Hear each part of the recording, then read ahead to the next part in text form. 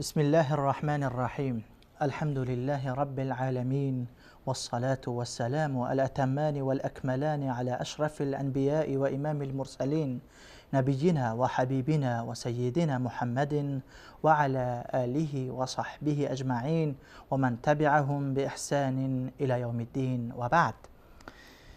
بینندگان عزیز و گرامی، باز هم با قسمت جدیدی برنامه گناهان کبیره خدمت شما عزیزان و سروران هستم. البته در قسمت گذشته در مورد تعریف گناهان کبیره و همچنان تعداد گناهان کبیره و اینکه در آخرت با مرتکبین گناهان کبیره چی می شود صحبت کردیم. انشالله از همین قسمت به بعد گناهان کبیره را یکی یکی به معرفی می گیریم تا هر گناه را علاهده بشناسیم. در این قسمت در مورد گناه بزرگ، گناه خطرناک، گناه نابخشیدنی البته که شرک هست در موردش صحبت میکنیم. شرک همان مشکل و یا معضل، همان مشکل و معضلی بود که مشرکین قریش را در مقابل پیامبر اکرم صلی الله علیه و سلم قرار داد و شرکشان هم در توحید ربوبیت نبود.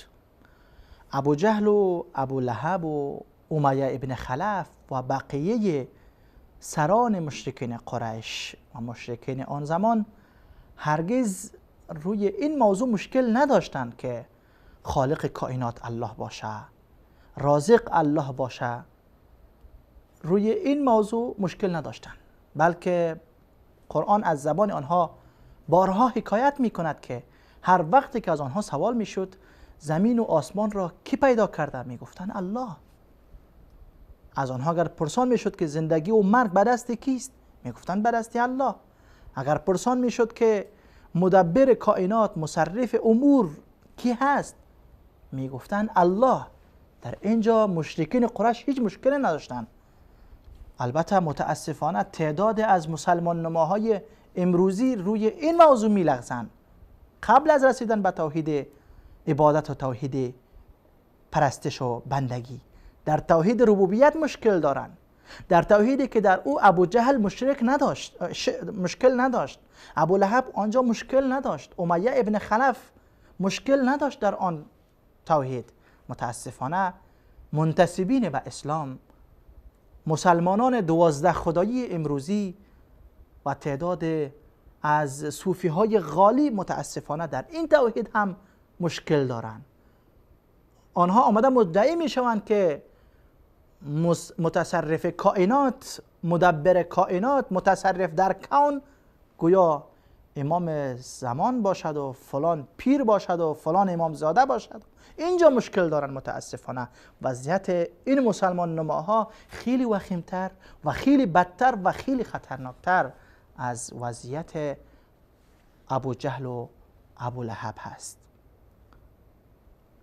وقتی که ما بحث میکنیم از شرک، فوراً ذهن ما می رود روی همان شرکی که در آن امثال ابو جهل و ابو لهب مبتلا بودند، که شرک در عبادت هست. آنها بعضی از انواع عبادت را بر بت‌های خود تخصیص می دادند. همین مشکلشان همین بود. بعضی از انواع عبادت را بر غیر الله که بت‌هایشان بود انجام می دادند و خداوند آنها را مشرک خواند. پیامبر فرستاد تا آنها این نوع عبادت غیر الله خود را ترک بکنند، بیایند تنها عبادت و پرستش الله را بکنند. متاسفانه این را قبول نکردند. پیامبر اکرم صلی الله علیه و سلم بیشتر از 20 و چند جنگ بزرگ با آنها جنگیدن. مشکل فقط همین بود که آنها بعضی از انواع عبادت را بر غیر الله تخصیص میدادند، عبادت که باید تنها برای الله صورت بگیره. اما مسلمان نماهای امروزی منتسبین به اسلام متاسفانه تعدادشان خود را مسلمان میدانند، کلمه میخوانند، اما باز هم متصرف در کون یک مخلوق را میداند، مدبر کائنات یک مخلوق ناچیز را میداند که این جنایت و این جرم را ابو جهل نکرد، این حماقت و این ابلهی را ابو لهب نکرد. ابو جهل و ابو لهب به این باور داشتند که مدبر کائنات و متصرف در کون، خالق کائنات و رازق کائنات تنها الله است، نه این بت‌ها. آنها میگفتند که این بت‌های ما مردمان نیک هستند، سفارش ما را نزد خداوند میکنند، شفاعت ما را نزد الله متعال میکنند، ما اینها را وسیله قرار میدیم. پس این نوع شرک در عبادت، شرک چی است؟ شرک همین است که ما یک عبادت و یا چندین عبادت را برای غیر الله انجام بدهیم. این غیر الله کی است؟ هر کسی که باشد، از ملائکه مقرب گرفته تا رسول اولوالعزم، تا هر کسی که میخواه باشه، هر مخلوقی که میخواه باشه. ما وقتی که یک نوعی از انواع عبادات را برای غیر الله انجام دادیم، برابر است که دعا باشه، نظر باشه، طواف باشه، سجده باشه، استغاثه باشه، استعانه باشه، کمک خواستن باشه، پناه خواستن باشه، تمام انواع عبادات را یا یک نوعی از انواع عبادات را اگر غیر از الله برای یک مخلوق ما انجام دادیم، صرف کردیم، ما مشرک شدیم. ای که ما کلمه بخوانیم، نماز میخوانیم، نه، به درد ما نمیخورد، ما مشرک شدیم. باید از این شرک خود توبه بکنیم، دوباره کلمه را درست بخوانیم، معنای کلمه را بفهمیم. لا اله الا الله محمد رسول الله. نیست هیچ معبود بر حق، هیچ کسی شایسته و لایق عبادت نیست جز الله. پس ما این حق را نداریم که یکی یا چندی از عبادات را برای یک مخلوق صرف بکنیم، برای یک مخلوق ادا بکنیم، انجام بدیم و ادعای ایمان را هم بکنیم.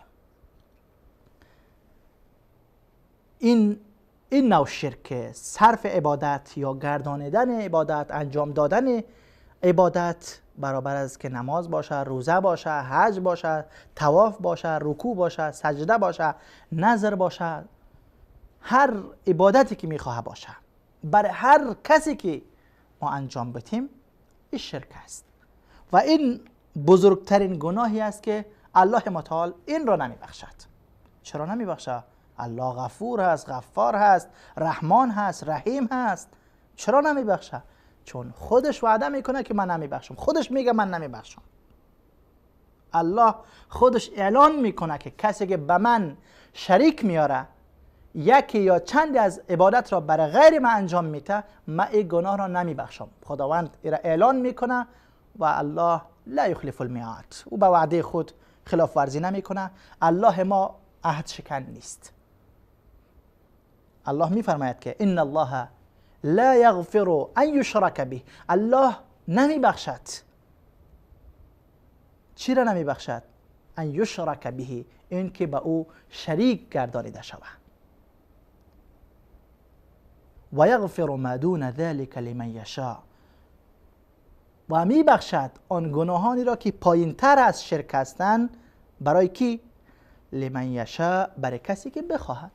این تحت مشیت است، خواست میبخشه، نخواست نمیبخشه. اما مشرک را هرگز نمیبخشه. این وعده الهی است و الله به وعده خود خلاف ورزی نمی کند، وعده خود را نمیشکند. پس بر ماست که از شرک دوری بکنیم. آیات در مورد شرک در قرآن کریم خیلی زیاد است و این همان گفتم مشکلی بود که مشرکین قریش را در مقابل پیامبر اکرم صلی الله علیه و سلم قرار دادند. مشرکین قریش سبحان الله، وقتی که ما در موردشان میخوانیم در قرآن کریم، میخوانیم وقتی که الله متعال میفرماید وقتی که در بحر در کشتی سوار میشدند، در بحر سفر میکردند، در وسط بحر موج، امواجی، طوفانی که می آمد و کشتی اینها را در حرکت می آورد، دعوا الله مخلصین له الدین، اینجا همه دستا را بلند میکردن، تنها الله را فریاد میزدن، مخلصین له الدین، و خالص میگردانیدن عبادت خود را، اینجا دعای خود را، نیایش خود را تنها برای الله انجام میدادن. میگفتن ای الله ما را از این مشکل، از غرق شدن، از این طوفان نجات بده، دیگه به تو کسی را شریک نمیگردانیم. الله میفرماید که وقتی که من آنها را از این مشکل نجات میدادم، وقتی که به خشکی میرسیدن، در خانهشان میرسیدن، دوباره به همان شرک خود برمیگشتن. یعنی هدفم این بود که لحظه های برای مشرکین هم پیش می آمد که آنها یک عبادت را خالص برای الله انجام می دادن. اما امروز متاسفانه مسلمانان وقتی که در مسلمان نماها، البته وقتی که در مشکل گرفتار می شوند، یا مهدی یا علی یا امام فلان یا عبدالقادر جیلانی یا فلان، مشرکین قریش وقتی که در مشکل واقع می شدن میفهمیدن که دیگه چیزی به درد نمیخوره.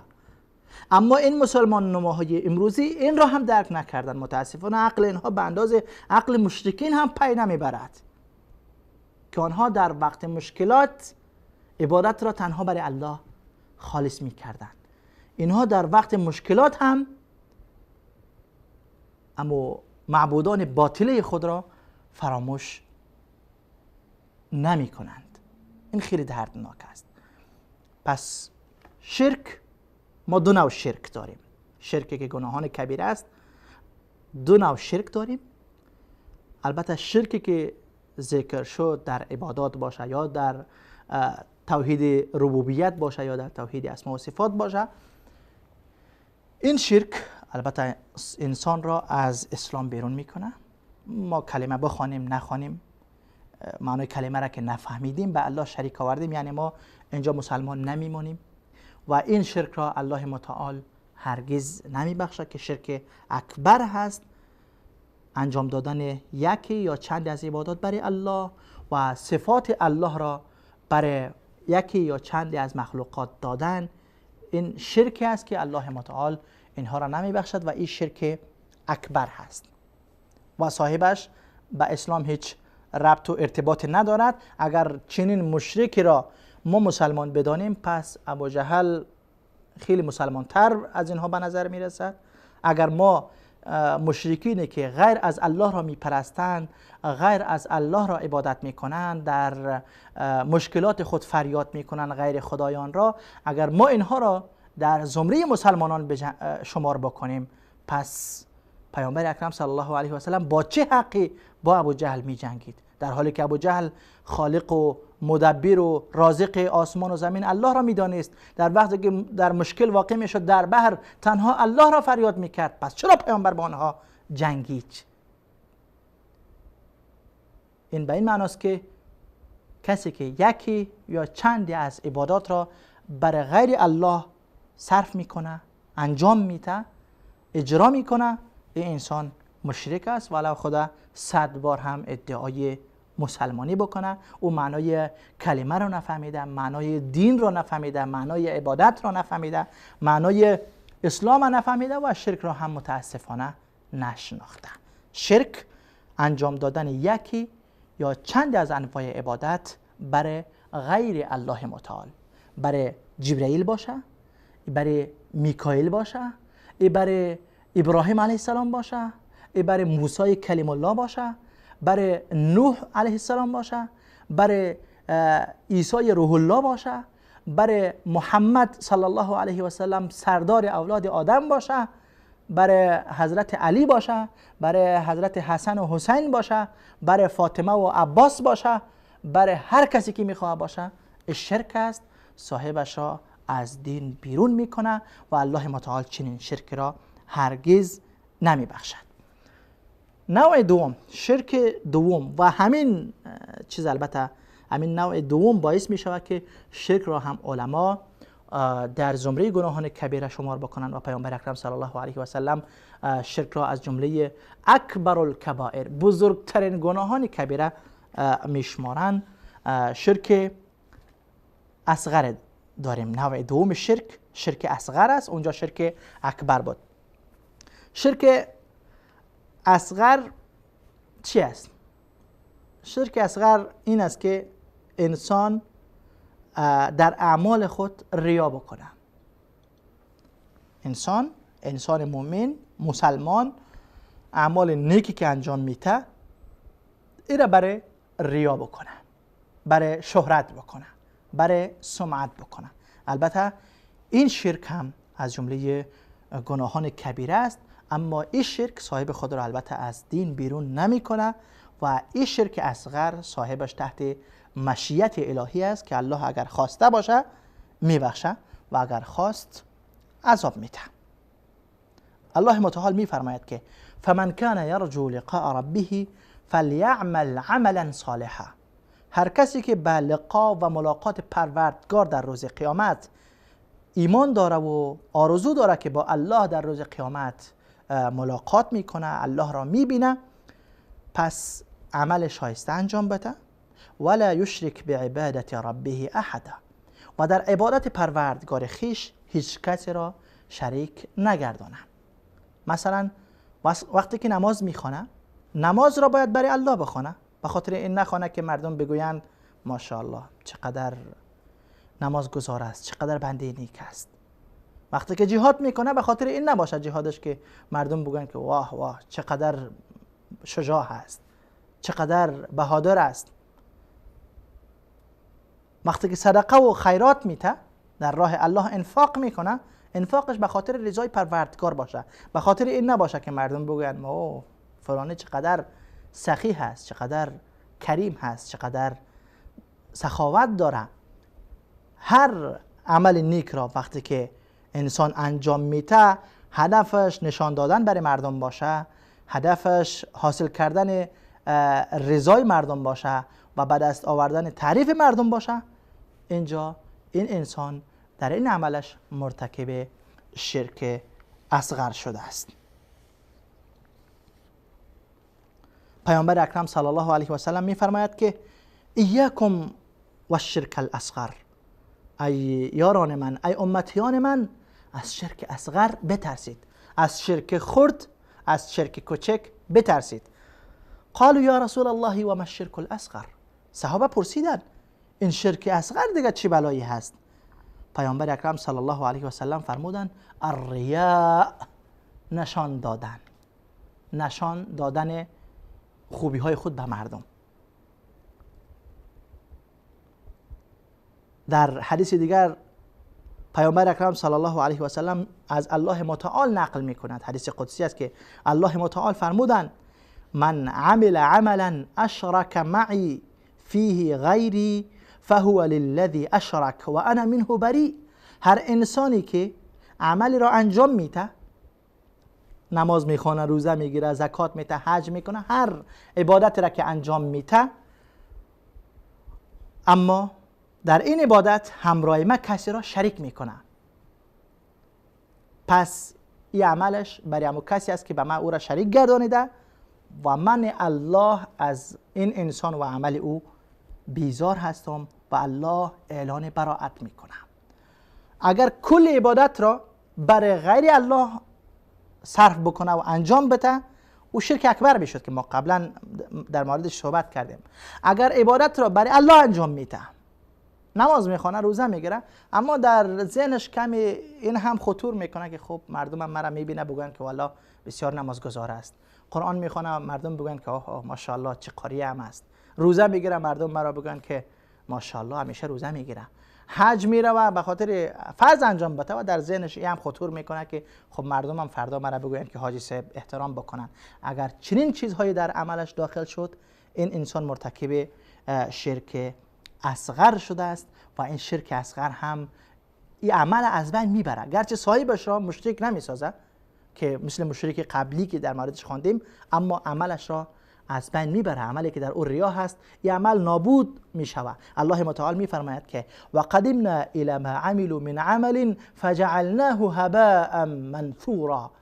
ما میایم به سوی عملهایی که انجام دادن و این عملهایشان را مثل غبار در هوا میگردانیم که هیچ به دردشان نمیخوره.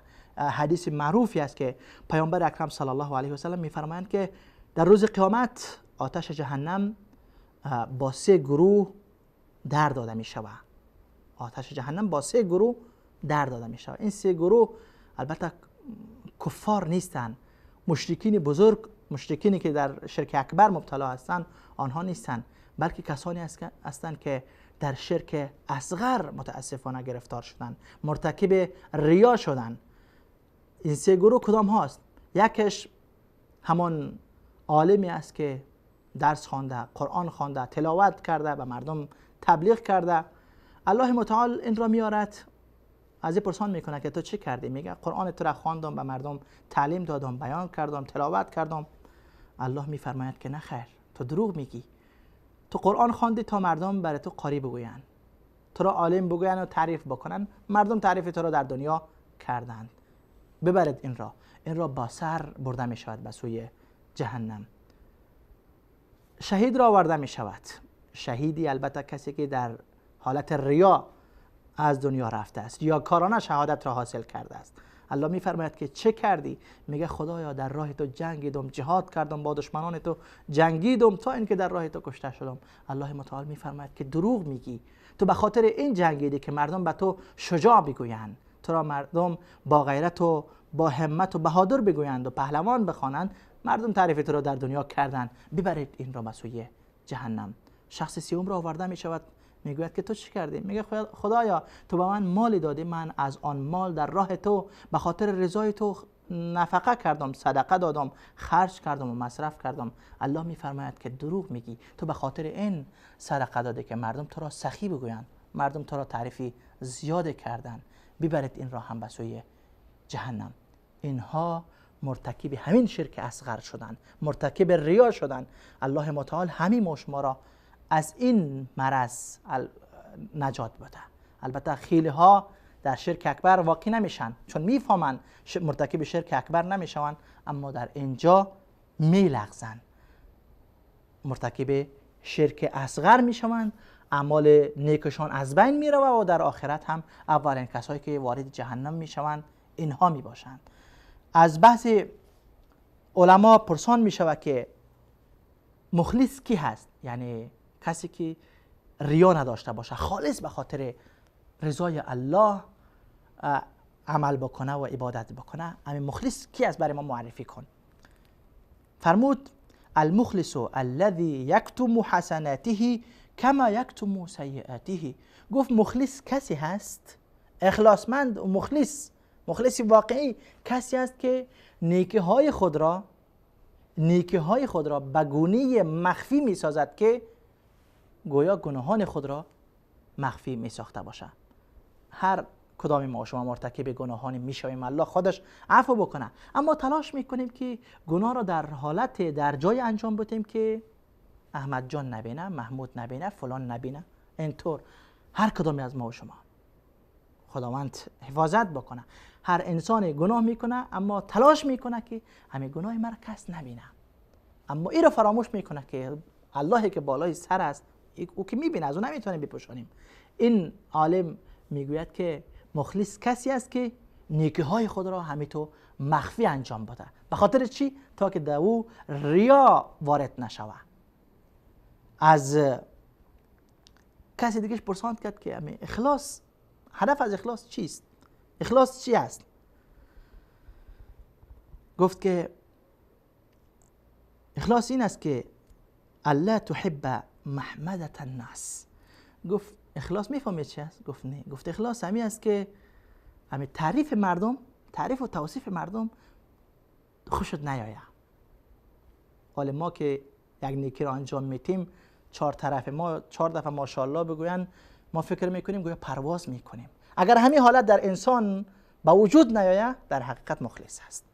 اگر ما با تعریف مردم خوشحال شدیم، ما که اینجا صحبت میکنم شما بگین ماشاءالله، احمد جانم پشت سر کار میکنه بگین ماشاءالله، احمد جان چقدر زحمت میکشه. اگر خوشش آمد، یک کسی حج میره و ماشاءالله حج کرد، صدقه داد، اگر همین تعریف مردم و توصیف مردم خوشمون آمد، باید در ایمان خود تجدید نظر بکنیم، در اخلاص خود باید اعاده نظر بکنیم که ریا وارد اعمال ما نشوه. فضیل ابن عیاض یکی از علمای زهاد معروفی هست، میفرمایند که ترک العمل لاجل الناس ریاء، ترک العمل لاجل الناس ریاء، گذاشتن عمل به خاطر مردم این ریاست. اگر ما گناه را انجام نمیتیم به خاطر که مردم میبینه، به خاطر مردم از ترس خدا نه، همین ریا است. والعمل لاجل الناس شرک، اگر ما کارهای نیک به خاطر مردم انجام میتیم که مردم ببینه و تعریف بکنه، این شرک است. این همان شرک اصغری است که نیکی های انسان را از بین میبرد.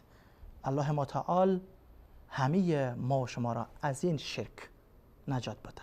چون ما وقتی که در مورد مشرکین قریش میخوانیم و شرک آنها را ملامت میکنیم، آنها را ملامت میکنیم، مشرکین امروزی را ملامت میکنیم که آنها خدایان غیر از خدا دارند و آنها را متصرف کائنات میدانند، در این شرک اصغر آمده مبادا ما نلغزیم. الله متعال اخلاص را نصیب همه ما بگرداند. این توفیق البته از جانب الله است برای کسی که میخواهد میدهد. از الله همیشه این دعا را داشته باشیم که الله به ما اخلاص نصیب فرماید. تا قسمت بعدی با گناه دیگری از گناهان کبیره خدمتتان برمیگردم. همه‌تان را به خداوند یکتا و یگانه میسپارم. الله یار و مددگارتان. و السلام علیکم و رحمت الله و برکاته.